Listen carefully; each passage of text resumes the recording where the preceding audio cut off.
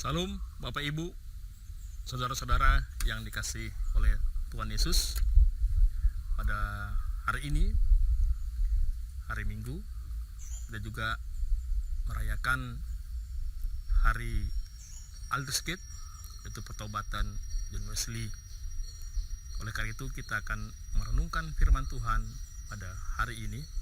Sebelumnya, mari kita berdoa. Kita berdoa. Kami siapkan hati dan pikiran kami Bapa untuk bersama-sama merenungkan firman-Mu pada hari ini. Buka hati dan pikiran kami untuk memahami firman-Mu. Dalam nama Yesus kami berdoa. Amin. Saudara-saudara, renungan kita hari ini didasari dari Nats Yohanes pasal 17 ayat 1 sampai ayatnya yang ke-17. Yohanes pasalnya yang ke-17 ayat 1 sampai ayat 17, yaitu doa Tuhan Yesus.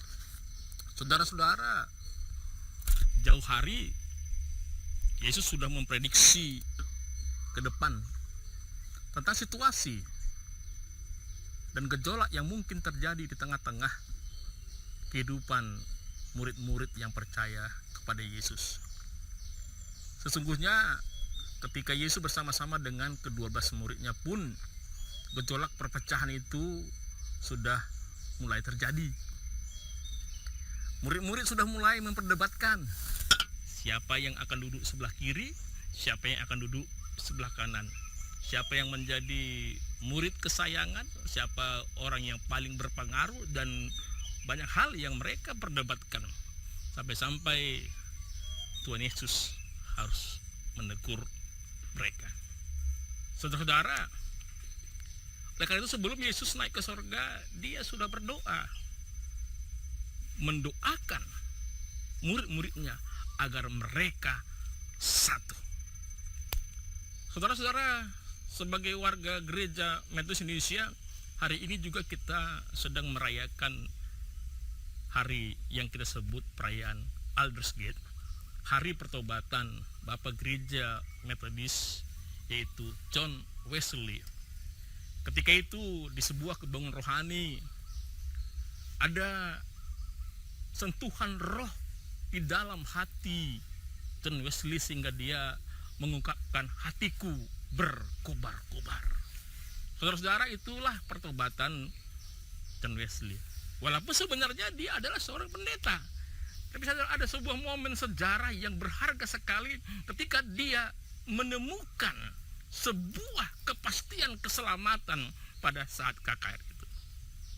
Semangat inilah saudara-saudara sebetulnya yang sedang kita rayakan pada hari ini, yang bersama-sama juga dengan doa Tuhan Yesus untuk murid-muridnya supaya mereka satu. Artinya saudara-saudara, bagi kita yang merayakan perayaan Aldersgate, semangat pertobatan John Wesley itu tidak hanya sekedar sebuah perayaan yang kita kerjakan setiap tahun. Bahkan acap kali sebagai gereja kita merayakannya secara besar-besaran dengan perayaan yang besar tanpa sebuah makna.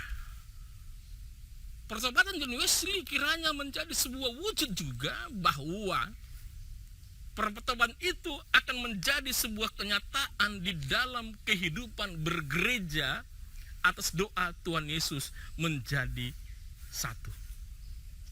Sebetulnya kita sedih, sebetulnya kita merasa terharu melihat perkembangan gereja, ya, melihat perkembangan gereja. Saudara-saudara, masih banyak yang kita seolah-olah beribadah bersama-sama, bernaung di sebuah organisasi yang sama, mengaku punya jabatan yang sama, tetapi sesungguhnya kita sedang terpecah-pecah. Kita masih terkungkung di dalam sebuah kepentingan-kepentingan. Ada kepentingan pribadi, ada kepentingan kelompok, ada kepentingan golongan, dan kepentingan-kepentingan lain, saudara-saudara. Yang seringkali kepentingan-kepentingan ini mengabaikan iman kita, mengabaikan semangat John Wesley yang hatinya berkobar-kobar. Saudara-saudara, Yesus berdoa supaya kamu menjadi satu. Pemazmur mengatakan, sungguh alangkah indahnya bila saudara-saudara diam bersama dengan rukun. Saya pikir ini juga adalah manifestasi doa Tuhan Yesus. Indahnya bila saudara duduk bersama dengan rukun. Karena apa?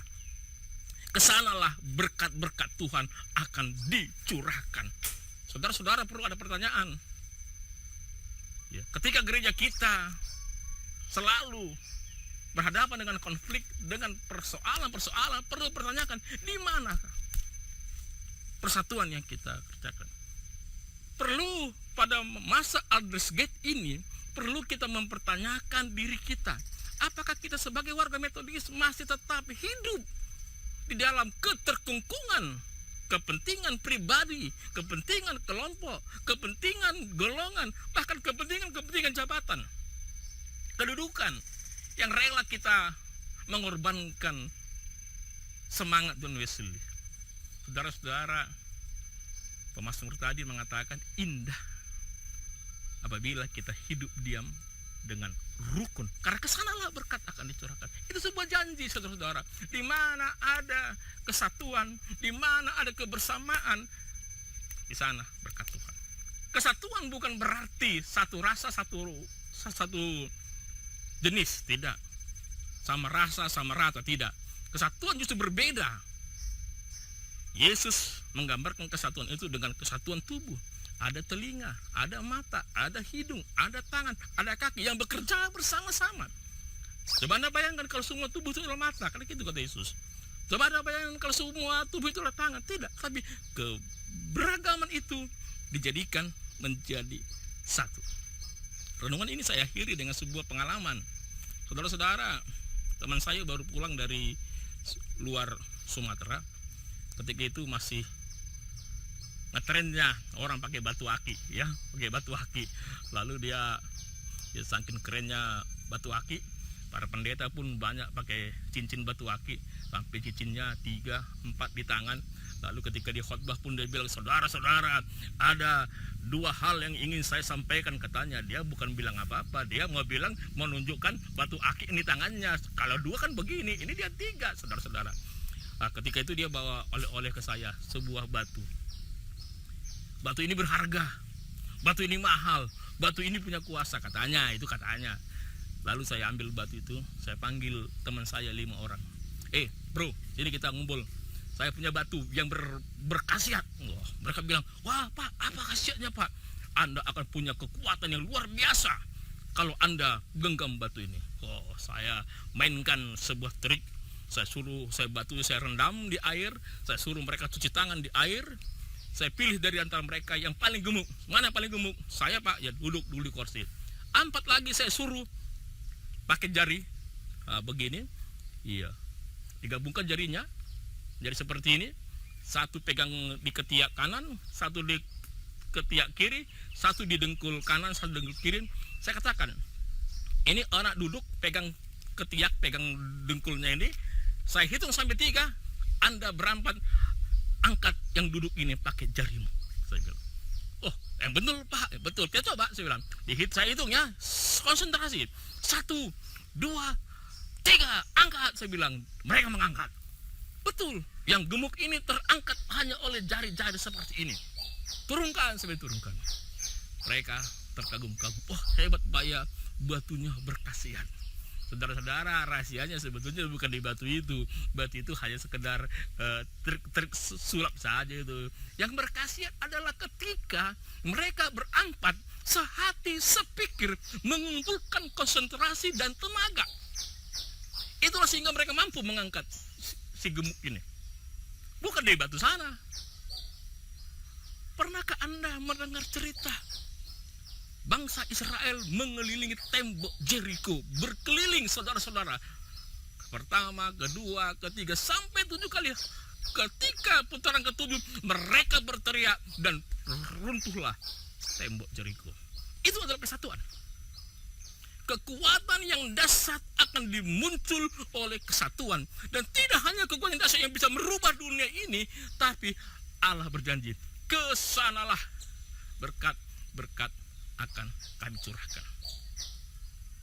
Jadi doa Tuhan Yesus sebetulnya supaya mereka menjadi satu.